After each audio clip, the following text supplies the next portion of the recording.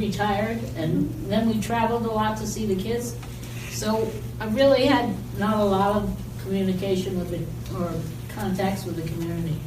So I went online and found out, and I talked to Mary, and here I am. Yeah, and Beth, you've been so faithful. You've really been a core part of TimeBank. Well, someone had put up that they could supply a lasagna, and I had used to years ago make lasagna because it was my husband's favorite, but I thought, well, I'm not going to do that anymore. But my grandkids love apple pie, so I offered apple pie, and that seems to have taken off. So. Yeah, I wonder how many in this group have had some of Beth's apple pie, right?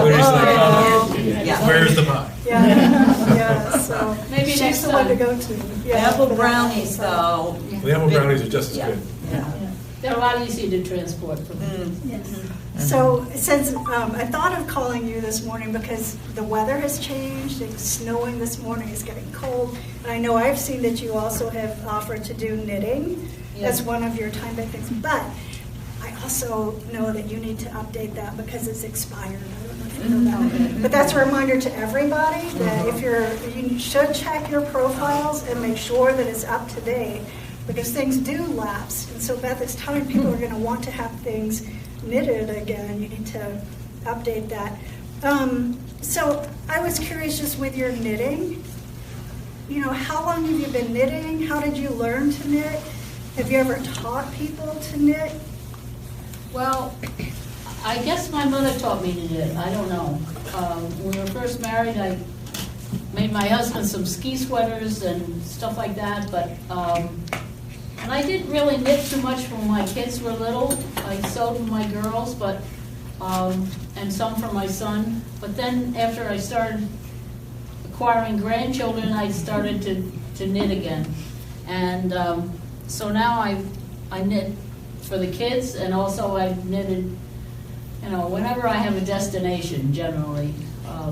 2 years ago, one of my grandsons was critically ill, and once he came out of the hospital, I sent maybe 25 or 30 preemie hats for the hospital to say thank you that they had saved his life. And generally, my knitting is kind of functional. I don't do a lot of fancy stuff because I'm kind of not a fancy person, and I don't do blankets and things that take too long because I get bored. So They take too long. they take too long. So I've made some intricate things because it's a challenge, and I brought a couple of pictures. Yeah, I asked you to do some show and tell for us. These are a couple of things I made for my granddaughter in Portland, but they take a long time, and I don't think anybody wants to spend the money or the hours or me. But, just recently, Sue Parker asked whether I would teach her to knit, and I don't know that I've ever taught anybody to knit, but we're going to work on that, and we're going to do something similar to this hat that I started. But I brought some stuff to show you offhand. Things like mittens. Years ago, my daughter asked me if I would make mittens because her preschool wanted mittens that the kids could put on easily, because little kids with stiff mittens, they go out in the cold and they can't bend their hands and they cry. So I've made probably hundreds of mittens. Fingerless gloves are now a favorite among a lot of people. These are kind of plain, but you still have your fingers. The kids like them because they can still text and all that kind of stuff. And folks that work outside, they still have their hands available, their fingers available, but the rest of their hands are warm. Hats, I've made a lot of hats. Let me say that. Somebody gave me some fancy yarn. I usually use yarn that can go in the washer and the dryer because that's the population that I've been aiming at. And Somebody put it on. if you want to buy yarn that's made out of mohair or some exotic critter, that's your business. I'll knit for you. Colors. Any coat you want. They found a hole. This That's a, not, oh, it's so soft. Neck warmer. neck warmer. All right, take that picture. Nice. And those really are nice Yeah. because they just fill in the space around your jacket. And this is another thing I made of practically all the kids to get their names on them. This is, I've run out of grandchildren, my 9 grandchildren have them. So if you know somebody that wants one of those. So Beth, how do you Geez, I'll start ordering some of these offer things. these things with a time bank? If somebody wanted to get you to knit something, Well, then John has been my only knitting customer. and so did I John, made him potholders.